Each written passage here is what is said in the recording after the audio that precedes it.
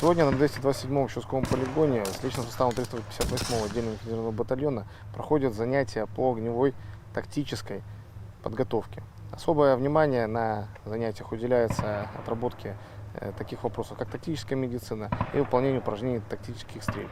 Помимо основных упражнений контрольной стрельбы, которые выполняются из боевых машин пехоты и стрелкового оружия. Военнослужащие отрабатывают вопросы занятия рубежей назначенных, их инженерное и фортификационное оборудование, а также составление карточек огня и создание системы огня в целом. Несомненно, в ходе занятий применяется опыт конфликтов, опыт подготовки соседних наших государств, в частности Российской Федерации, на которых уже много лет отрабатываются вот эти дополнительные места. Военно-медицинская подготовка, упражнения тактические стрельбы, инженерная подготовка и другие.